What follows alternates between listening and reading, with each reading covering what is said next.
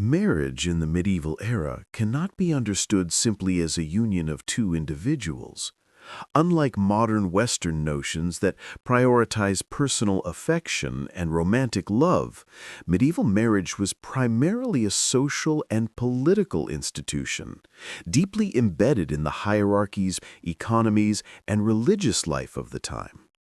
To enter into a marriage was not merely to commit oneself to another human being, it was to participate in a larger network of familial, social, and spiritual obligations. A single union could bind families across villages, counties, or even kingdoms, influencing the distribution of land, wealth, and power for generations. At its core, medieval marriage was shaped by three overlapping spheres of influence: social hierarchy, religious authority, and economic considerations. Each of these factors reinforced the others. Families viewed marriage as a mechanism to maintain or enhance their status. The Church framed it as a sacred sacrament, and property laws ensured that wealth and land remained properly aligned within social structures. These overlapping imperatives meant that medieval marriages were rarely purely personal, though emotional bonds could develop over time. Love, if it existed, was often a fortunate byproduct rather than a motivating factor. Marriage and the social hierarchy.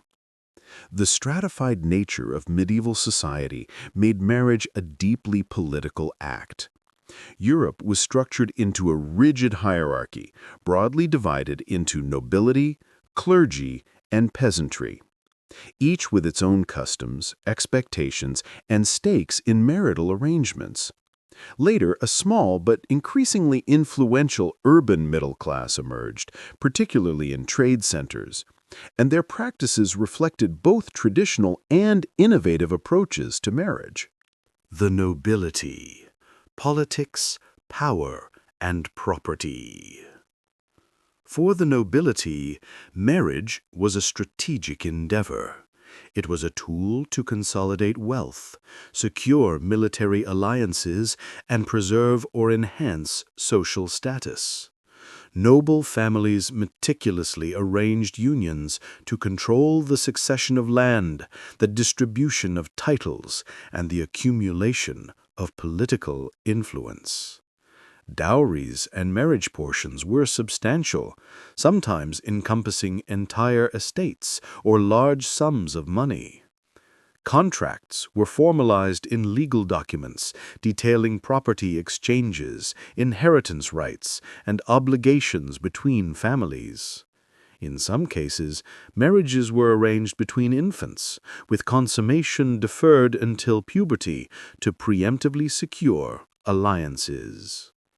Royal and aristocratic marriages often shaped the destiny of nations. Consider the marriage of Eleanor of Aquitaine to Henry II of England in the 12th century. This union not only merged vast territories, but also shifted the balance of power in Western Europe. Political marriages like this illustrate that, among the elite, matrimonial bonds were instruments of diplomacy and power, rather than expressions of personal affection. The clergy, spiritual authority, and legal oversight. The Church wielded immense influence over medieval marriage.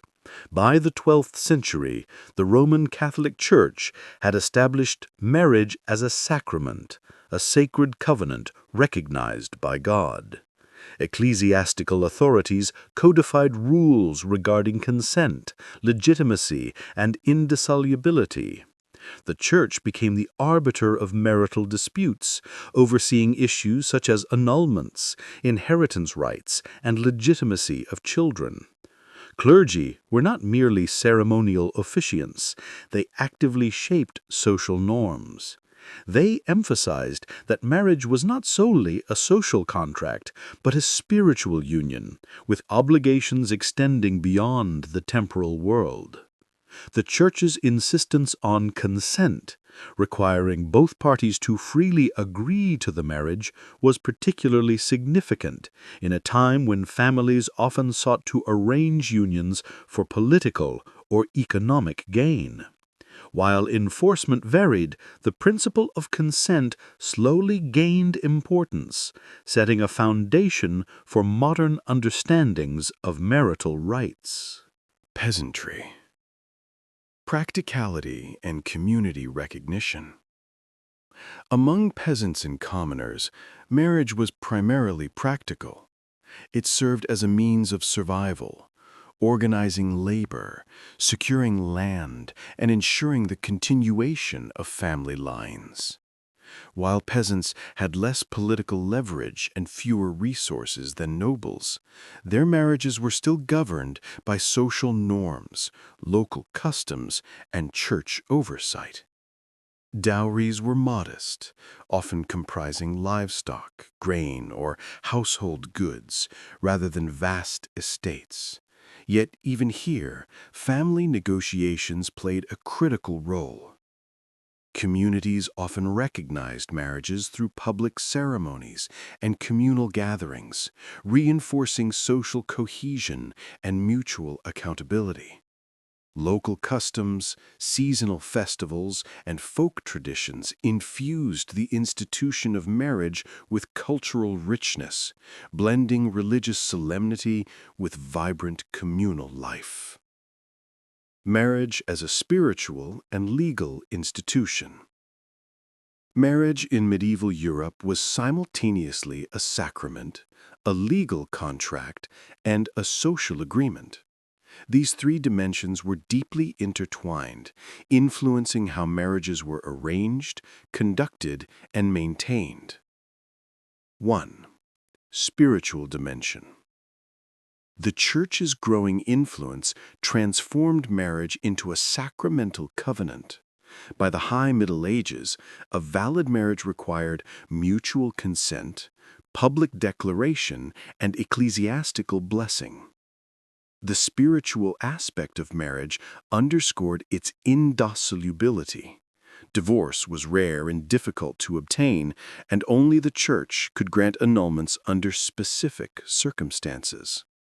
Religious rituals, prayers, and blessings were central to legitimizing the union, and couples were expected to uphold moral and spiritual responsibilities toward one another. 3. Social dimension. Marriage reinforced social structures, linking families and consolidating wealth. A union could enhance a family's prestige, secure labor resources, or protect land holdings. For the nobility, it could form political alliances or prevent conflicts. For peasants, it ensured continuity of agricultural operations and social stability. Public ceremonies and communal recognition were crucial in legitimizing the marriage and integrating the couple into broader societal networks. Regional variations in marriage practices. Despite overarching similarities, marriage practices varied across Europe. In England and France, church authority dominated by the 12th century, regulating ceremonies, age of consent, and legitimacy of children. In Scandinavia, local customs retained greater influence, often blending pagan traditions with Christian rites. Southern Europe, particularly Italy and Spain, favored elaborate celebrations, often integrating music, dancing, and public feasts. Timing also differed regionally. In colder northern climates, marriages were frequently celebrated after the harvest, when labor demands were lower, whereas Mediterranean regions saw marriages tied to festivals and religious observances. Yet across Europe, three constants prevailed. Marriage was public, legally and religiously recognized, and crucial for economic and social stability. Marriage and gender roles. Medieval marriage reinforced clearly defined gender roles. Men were generally seen as heads of households, responsible for providing for the family and maintaining social and political obligations. Women were expected to manage households, raise children, and uphold family honor. These roles were codified through both custom and law, with noble women often navigating complex responsibilities in managing estates, while peasant women balanced domestic duties with labor in fields and workshops. Despite these expectations, medieval women could exercise influence, particularly in arranging alliances, managing property as widows, or participating in courtly culture. Stories of strong medieval women, such as Matilda of Tuscany or Eleanor of Aquitaine, highlight the sometimes underestimated agency of women within the marriage framework. The medieval conception of marriage was multifaceted, at once spiritual, legal, social, and economic. While the presence of romantic love was incidental rather than foundational, marriages were central to the structure of society. They reinforced hierarchies, regulated property, ensured succession, and integrated individuals into complex networks of obligation and loyalty. Understanding marriage in the Middle Ages is therefore essential for comprehending broader medieval life, revealing how personal unions were inseparable from family, society, and faith. Courtship, engagement, and family arrangements. Marriage in medieval society rarely began with the modern concept of romantic love. Instead, it often started with careful negotiation, observation, and calculation, a process that could span months or even years, depending on the social status of the families involved. The courtship and engagement phase was deeply influenced by family interests, economic considerations, political alliances, and religious norms. Understanding this stage is crucial because it highlights how personal desire and social expectation intertwined in the medieval marriage system. In contrast, peasant and commoner courtship was more practical and often informal. Young couples might meet through community events, village fairs, or shared labor in the fields. Even in these circumstances, family involvement remained critical. While peasants had slightly more leeway in expressing personal preference, the family's primary concern was often the economic stability and suitability of the match. Questions such as, can this person contribute to the household, or does this marriage unite our resources effectively, were paramount. 2. The role of family in arranging marriages. Family influence in marriage was ubiquitous across medieval Europe. Marriage was not solely an individual concern, but a collective family enterprise, linking not just two people, but two households. Parents, guardians, and extended family members actively participated in arranging marriages, often consulting allies, local authorities, and even the church to ensure legitimacy and appropriateness. In noble households, arranged marriages were nearly universal. Parents sought to preserve or enhance social status, acquire land, and forge political alliances. The negotiations could be elaborate and lengthy, sometimes involving months of discussion, exchange of envoys, and drafting of formal contracts. These contracts detailed financial arrangements, property rights, inheritance provisions, and even stipulations about conduct or residence. In some cases, marriages were arranged before the children were born, particularly among royal or highly influential families. Once children reached the appropriate age, formal ceremonies and betrothal arrangements would follow. Marital alliances between families often required the approval of sovereign rulers or the church, especially when they involved significant property or titles. In peasant and middle-class families, the stakes were different but still significant. Marriages often united farms, livestock, or labor resources, ensuring that both households remained productive and stable.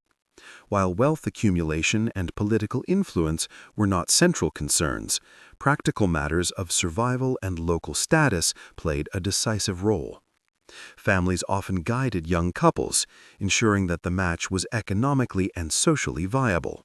For the growing urban middle class, marriages often involved guild connections or trade networks, linking families in ways that facilitated business and social advancement.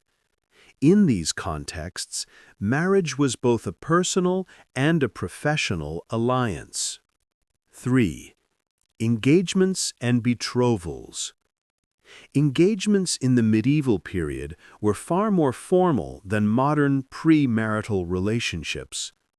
A betrothal was essentially a binding contract recognized legally and morally by both families and often the church. Breaking a betrothal could lead to social scandal, legal disputes, or even feuds, especially among nobles. Key elements of medieval engagements. Dowries and marriage portion. The dowry, property, money, or goods provided by the bride's family, and marriage portion, often provided by the groom's family, were central to negotiations. Dowries could range from a few coins to entire estates, reflecting the importance of the union to the family's fortunes. Formal contracts outlined financial obligations, property arrangements, and responsibilities of both parties. Among nobility, contracts could also specify political or military obligations, such as providing troops or alliances in conflicts. Church involvement, by the 12th century, required that betrothals be witnessed and blessed. This ecclesiastical recognition gave engagements moral and legal weight, making them difficult to annul without justification. Age of the betrothed. Among nobility, children were sometimes betrothed as young as 5 to 10 years old, with consummation deferred to puberty. Among commoners, engagements typically occurred at a more practical age, often late teens to early 20s, depending on labor responsibilities and economic readiness. 4. Courtly practices and symbolism in betrothal. Medieval courtship and engagement involved elaborate rituals and symbolic acts. Among nobility, exchanging rings, gifts, or written vows was common, symbolizing fidelity and mutual obligation. Feasts and public announcements served not only to celebrate the union, but also to communicate social alliances to the wider community. Literature of the period often portrayed courtship as a complex blend of ritualized behavior, etiquette, and moral expectation. Stories of knights demonstrating valor, sending poetic letters, or performing chivalric deeds for the favor of a lady reflected ideals rather than everyday reality.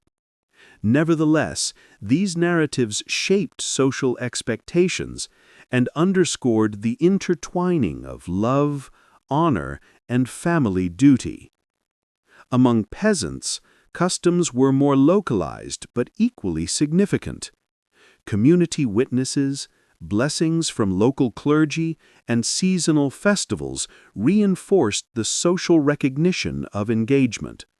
Folk traditions, songs, and symbolic gestures, such as sharing bread or exchanging simple tokens, demonstrated commitment and integrated the couple into the communal fabric. 5. Gender dynamics in courtship and engagement. While families orchestrated the process, individual agency was still present, particularly in nuanced ways. Noble women, for example, could influence negotiations, especially if they controlled substantial dowries or estates. They might engage in subtle diplomacy, expressing preferences through intermediaries or letters, or asserting rights outlined in contracts. Noblemen similarly exercised choice, balancing family expectations with personal considerations. Among commoners, young couples could express more visible preference, though social norms still constrained outright rebellion against family decisions. In both contexts, the engagement period often served as a time of observation, familiarization, and preparation, laying the groundwork for the eventual marriage.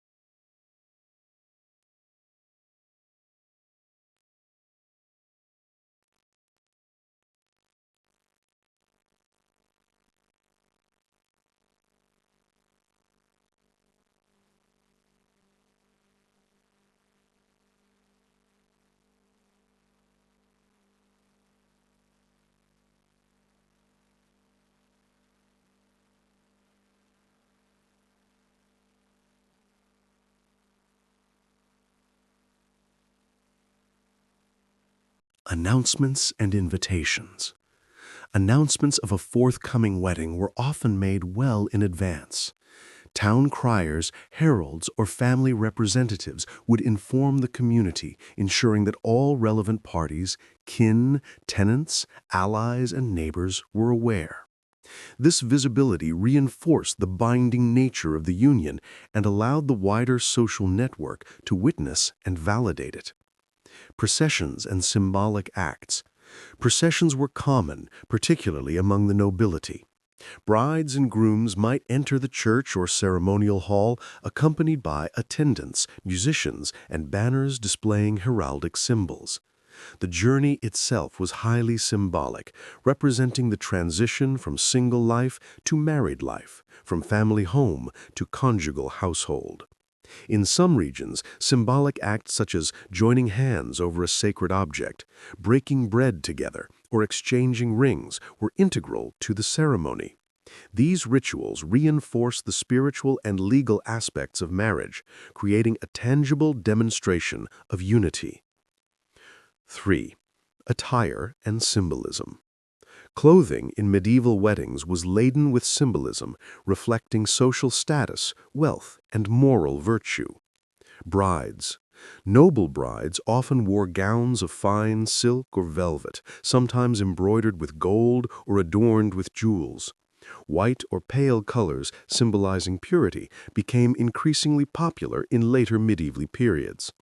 A headdress or veil signified modesty and respectability.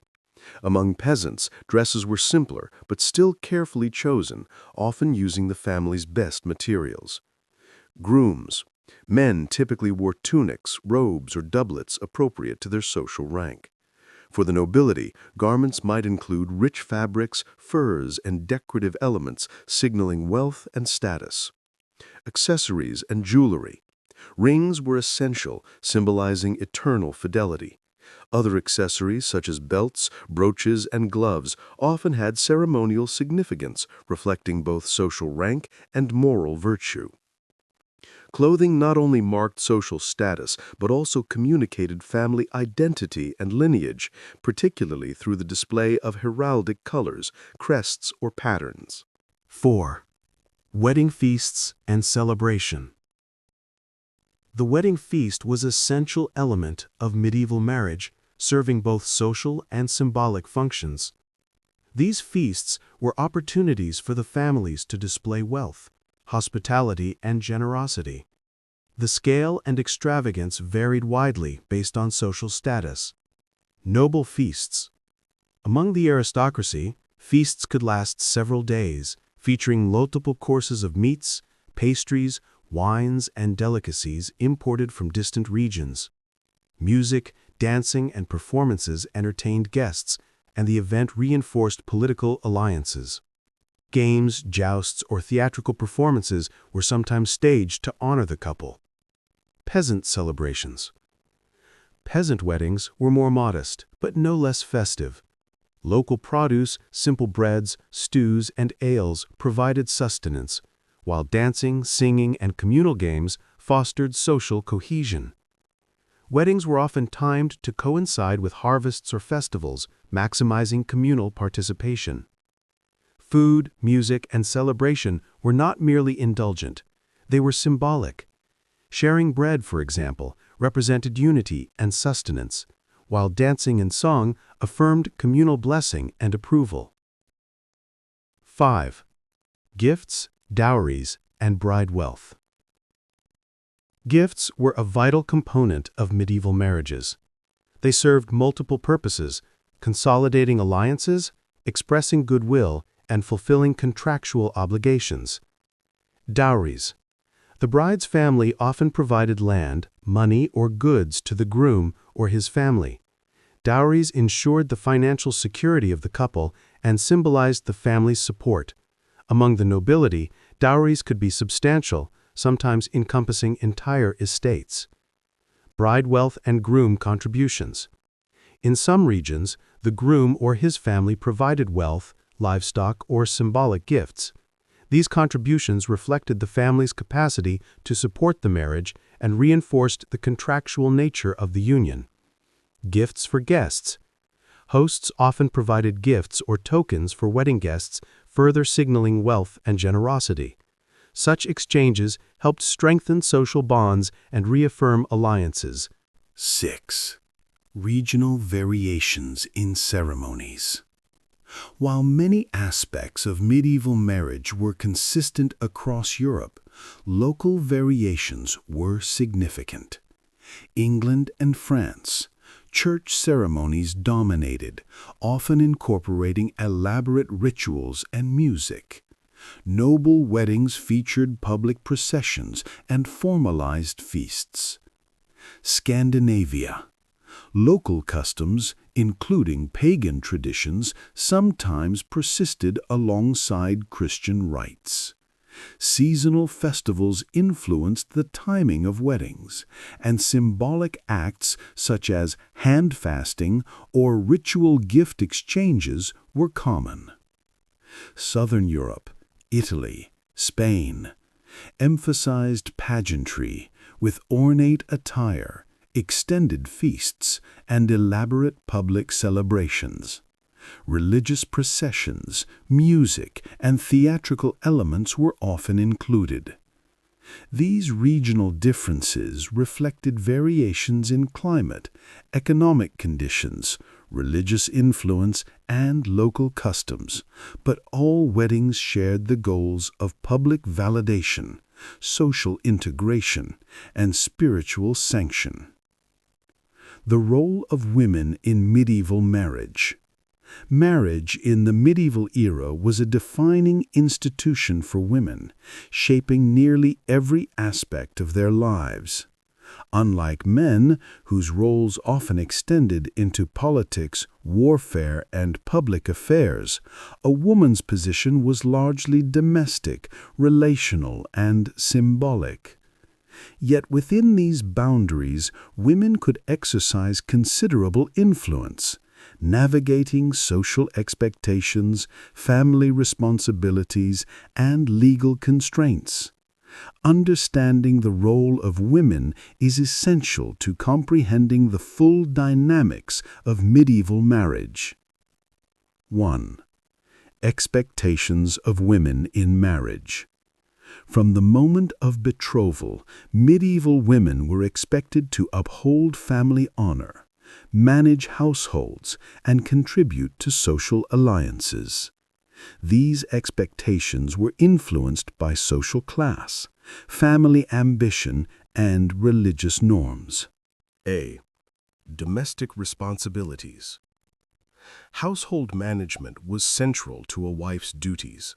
Noble women oversaw large households with numerous servants, managing the preparation of meals, the organization of staff, and the maintenance of estates.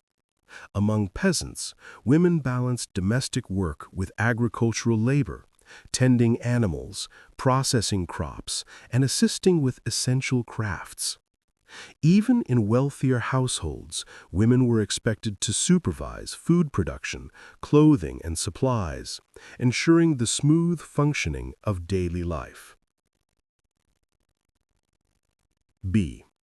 Social and familial duties. A married woman's role extended beyond the household. She was a diplomat within her family network, maintaining alliances with in-laws, neighbors, and tenants. Noblewomen in particular could act as intermediaries in political or financial negotiations, especially in the absence of their husbands during military campaigns or travel. Social gatherings, hospitality, and the education of children were all part of a woman's obligations, reinforcing her family's status and influence. C. Religious and moral expectations. Medieval women were also bound by religious and moral codes. They were expected to exhibit piety, chastity, and virtue, serving as moral exemplars within the household. Church teachings emphasized obedience to husbands and respect for ecclesiastical authority, though women could express spiritual agency through prayer, charitable work, and patronage of religious institutions. 2. Legal rights and restrictions. Women's legal status in marriage was complex, often dependent on class, region, and local law. While medieval women faced restrictions, they were not entirely powerless. A. Property and dowry rights. A bride's dowry remained a key legal instrument. In some regions, the dowry was considered the woman's property, giving her a measure of financial security in case of widowhood or marital disputes. Noblewomen might retain control over portions of their inheritance or estates, especially if stipulated in marriage contracts. Peasant women's dowries were typically smaller, but still important for household management. Inheritance and succession. Inheritance laws varied wildly. In some areas, daughters could inherit land or property in the absence of male heirs. In noble families, strategic marriages could allow women to transfer claims to estates, consolidating family wealth or political influence. Widows in particular could wield legal and economic power by managing estates until their sons or other heirs came of age. A. Limitations on autonomy. Despite these rights, married women were often legally subordinate to their husbands. The principle of coverture in some regions meant that a woman's legal identity was subsumed under her husband's. She could not independently enter contracts or conduct legal proceedings in many cases. However, historical records show that women frequently exercised influence behind the scenes, negotiating property, dowries, and household affairs. 3. Influence and agency within marriage. While medieval society imposed constraints, women often found creative ways to assert influence. Noblewomen managed estates, mediated political alliances, and influenced marital arrangements for children. Examples include Eleanor of Aquitaine, who exercised political authority and led armies, and Isabella of Castile, whose marriage shaped the unification of Spain. Peasant and townswomen controlled day-to-day economic decisions, supervised labor, and maintained community ties. Their role in agricultural and household production was essential for family survival. 3. Religious patronage. Women could influence religious and cultural life by founding churches, sponsoring monasteries, and commissioning manuscripts or art. In essence, women's influence often operated indirectly through management, negotiation, and spiritual authority, rather than overt public power. 4. childbearing and family continuity. A central expectation of marriage was the production of legitimate heirs. Women were responsible for bearing and raising children, ensuring the continuation of family lines and the stability of estates. Childbirth practices. Childbirth was risky, particularly for noblewomen who were expected to produce multiple heirs. Midwives, herbal remedies, and religious rituals played a role in maternal care. Education of children. Women supervised the early education of children, teaching moral behavior, domestic skills, and, in some noble households, literacy and etiquette. Succession and influence. Through the upbringing of children, particularly sons who would inherit titles or estates, women exerted long-term influence on family legacy. 5. Cultural representations of women in marriage. Medieval literature, poetry, and art reflected the idealized roles of women in marriage. Courtly literature often depicted women as virtuous, wise, and morally guiding their husbands, reinforcing societal expectations. Conversely, tales of unfaithful or disobedient women served as cautionary narratives, emphasizing the moral responsibilities associated with marriage. Religious texts reinforce the spiritual dimension of a woman's role, portraying the wife as a guardian of virtue, household morality, and spiritual well-being. Art, such as illuminated manuscripts and tapestries, often celebrated women in domestic and ceremonial contexts, emphasizing beauty, piety, and social responsibility. The role of men in medieval marriage. In medieval Europe, men held a dominant position within the institution of marriage, both legally and socially.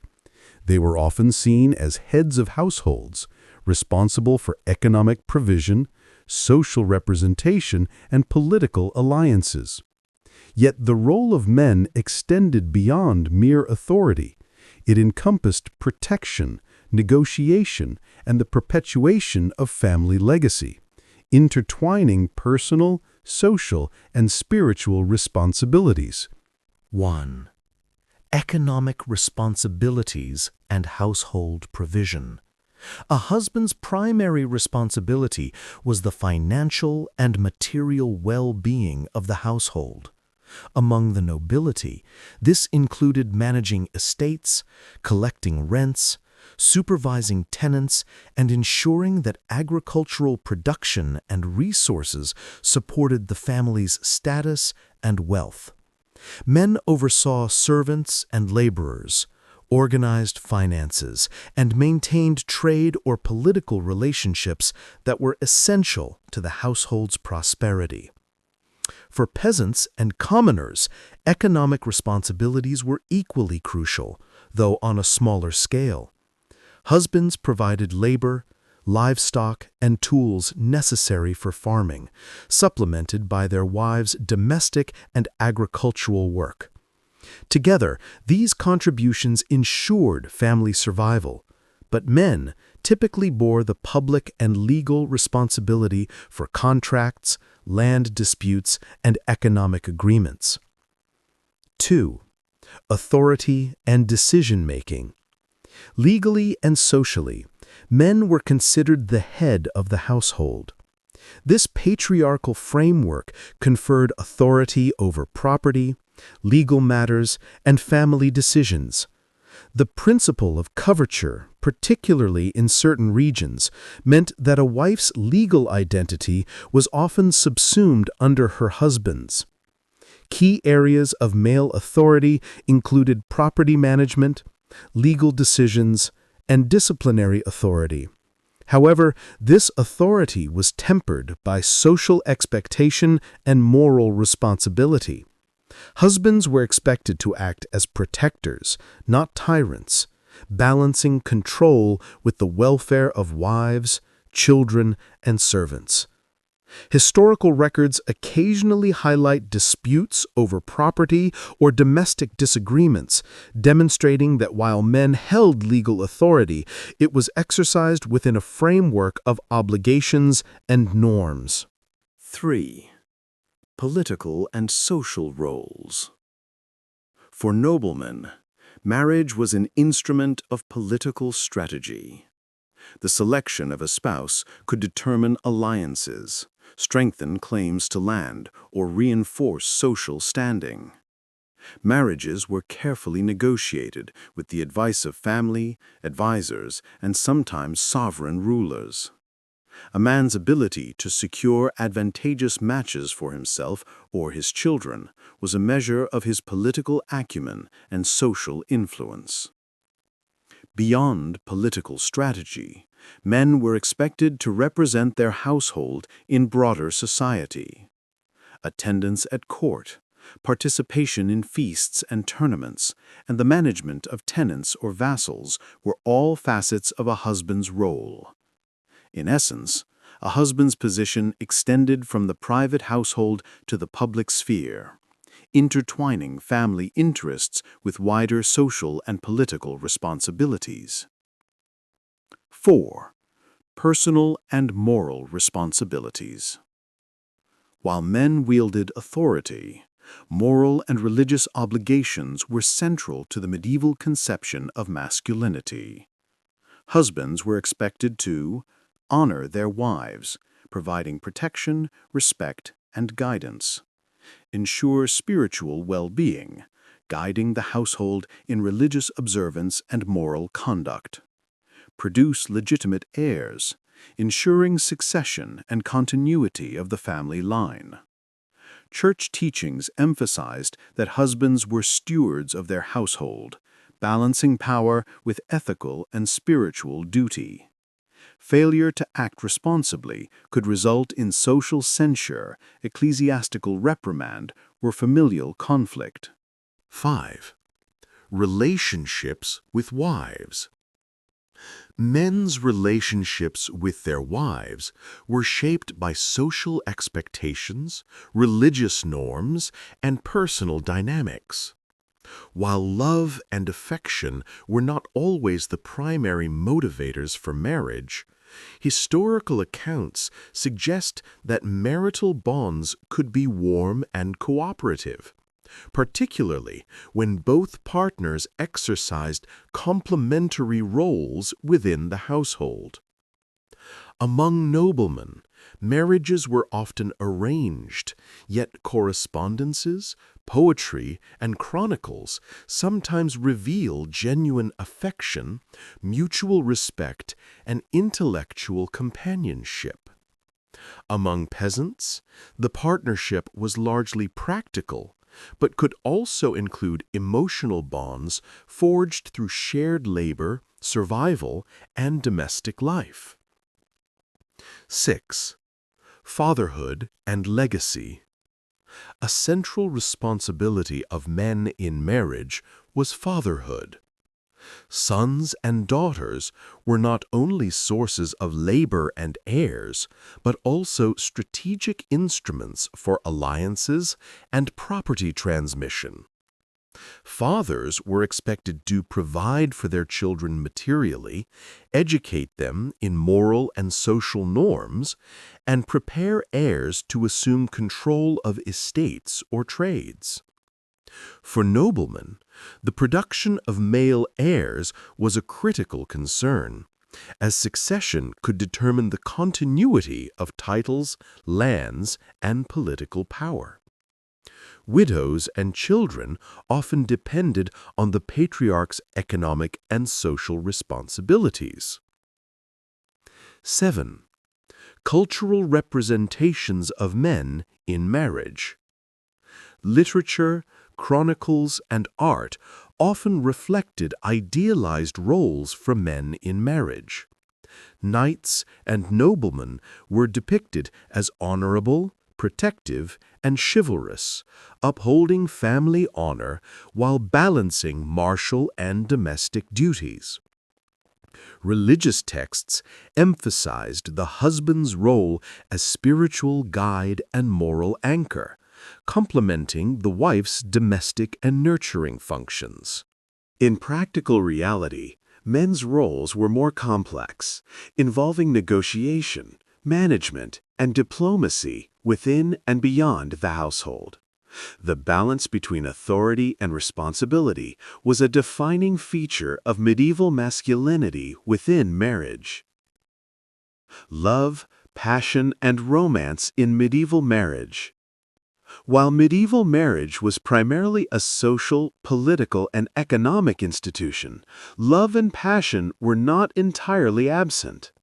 The medieval era distinguished between the practical aspects of marriage, dowries, alliances, inheritance, and the more emotional and romantic ideals that emerged in literature, art, and social practice. Understanding the interplay between formal obligation and personal affection is essential to comprehending the full scope of medieval marital life. 1. Arranged marriages and emotional dynamics. Most medieval marriages were arranged by families, particularly among the nobility. These unions prioritized political alliances, social advancement, and economic security rather than personal choice or romantic attraction. Couples might meet only briefly or sometimes not at all before their wedding. Yet, even in arranged marriages, emotional bonds could develop over time. Shared experiences in managing households, raising children, and navigating social obligations often fostered mutual respect, companionship, and even affection. Chronicles and letters from the medieval period occasionally reveal deep emotional attachment between spouses, suggesting that while love was rarely the initial motivator, it could grow as a central feature of married life. Among peasants and commoners, arranged marriages were less rigid, and personal preference played a slightly larger role. Romantic attachment and physical attraction were not prohibited and could influence family consent, though practical concerns such as labor, land, and household resources often remained paramount. Courtly love and its influence. Courtly love, a cultural phenomenon of the High Middle Ages, profoundly influenced notions of romance even within the context of arranged marriage. In practical reality, men's roles were more complex, involving negotiation, management, and diplomacy within and beyond the household. The balance between authority and responsibility was a defining feature of medieval masculinity within marriage. Love, passion, and romance in medieval marriage. While medieval marriage was primarily a social, political, and economic institution, love and passion were not entirely absent. The medieval era distinguished between the practical aspects of marriage, dowries, alliances, inheritance, and the more emotional and romantic ideals that emerged in literature, art, and social practice. Understanding the interplay between formal obligation and personal affection is essential to comprehending the full scope of medieval marital life. 1. Arranged marriages and emotional dynamics. Most medieval marriages were arranged by families, particularly among the nobility. These unions prioritized political alliances, social advancement, and economic security rather than personal choice or romantic attraction. Couples might meet only briefly or sometimes not at all before their wedding. Yet, even in arranged marriages, emotional bonds could develop over time. Shared experiences in managing households, raising children, and navigating social obligations often fostered mutual respect, companionship, and even affection. Chronicles and letters from the medieval period occasionally reveal deep emotional attachment between spouses, suggesting that while love was rarely the initial motivator, it could grow as a central feature of married life. Among peasants and commoners, arranged marriages were less rigid, and personal preference played a slightly larger role.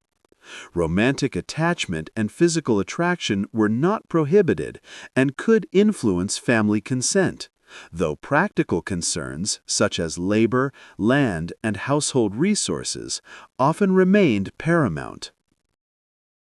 Courtly love and its influence. Courtly love, a cultural phenomenon of the High Middle Ages, profoundly influenced notions of romance even within the context of arranged marriage. Noble couples. Sexual relations were often intertwined with political and dynastic considerations. Producing heirs was paramount, but enjoyment and emotional closeness could coexist with duty. Peasant couples. Sexual intimacy was less codified but equally important for family continuity and personal bonds. Fertility, household labor, and mutual care were central to married life. Religious authorities, while discouraging lust outside marriage, recognized that marital intimacy was natural and essential. Passion, within bounds, was thus both morally permissible and socially necessary. Affairs, scandals, and extramarital relationships. Despite strict social and religious expectations, affairs and scandals were not uncommon, especially among the nobility. Political marriages often involved spouses of differing ages, personalities, or interests, creating opportunities for extramarital relationships. Courtly love sometimes blurred the line between socially sanctioned devotion and illicit desire, leading to clandestine romances, poetic declarations, and even political intrigue. Historical examples illustrate the prevalence of extramarital affairs. Eleanor of Aquitaine and her contemporaries. Romantic and political intrigues intertwined, highlighting the interplay of love, loyalty, and power. Clerical admonishments. Church records frequently note moral failings, adultery, or breaches of marital fidelity, reflecting the challenges of enforcing strict moral codes.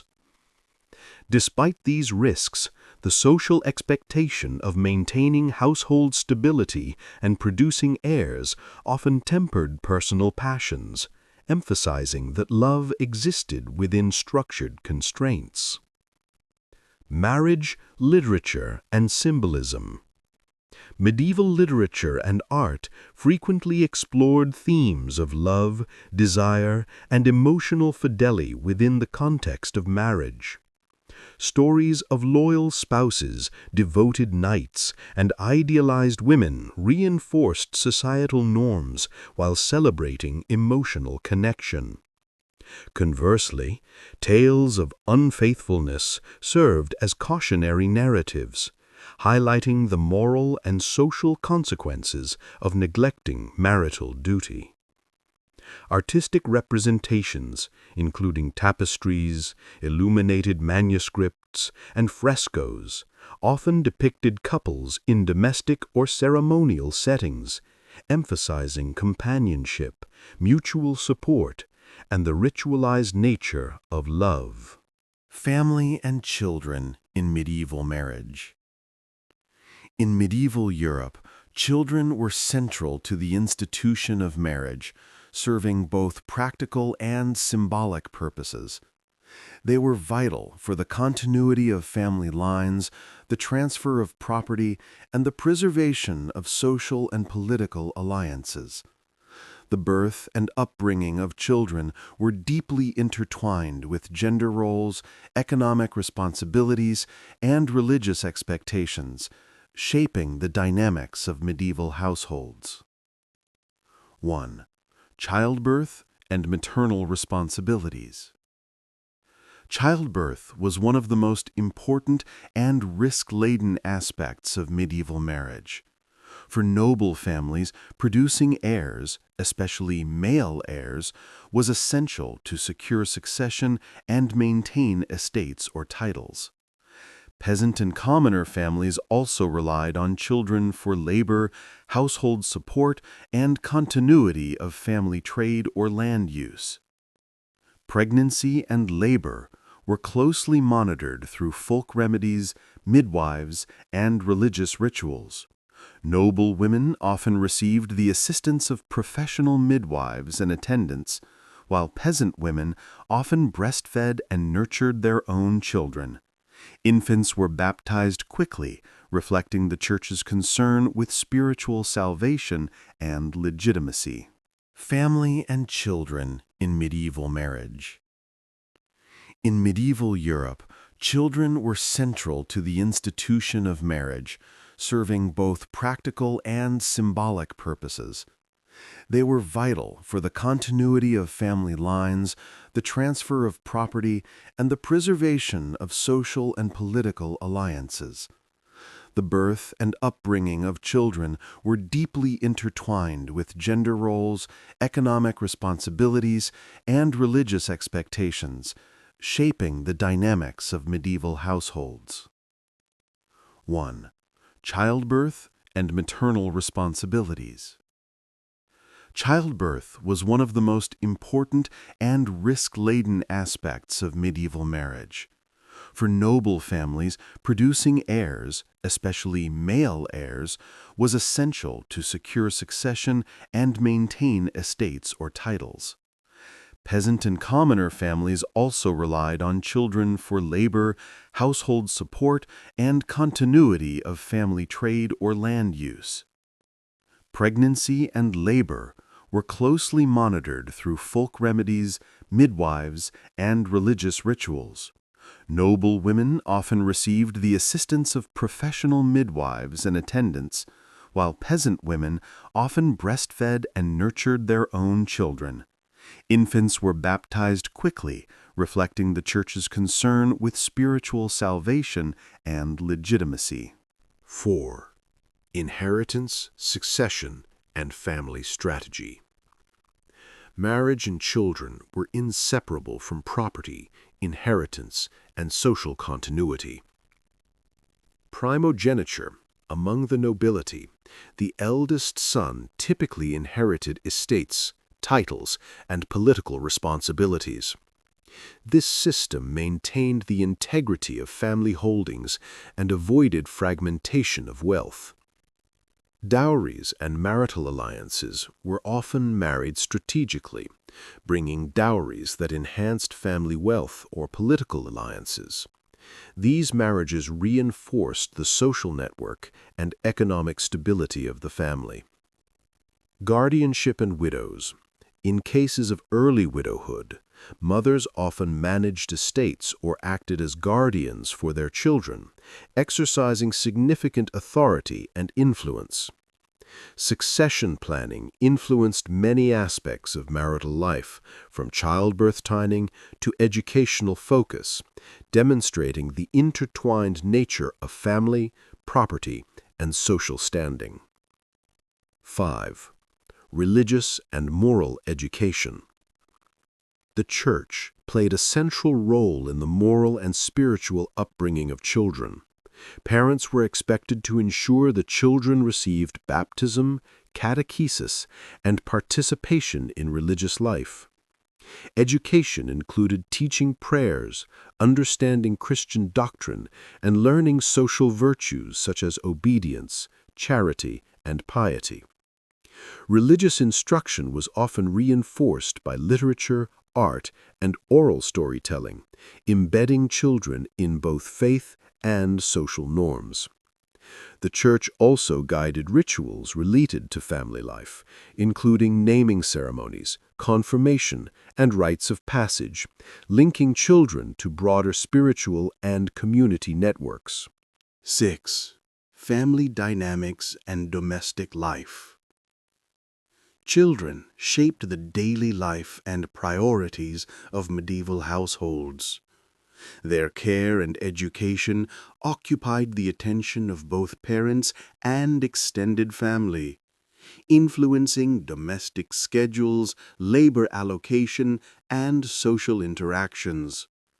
Play, chores, and learning were interwoven, fostering community integration, skill development, and socialization.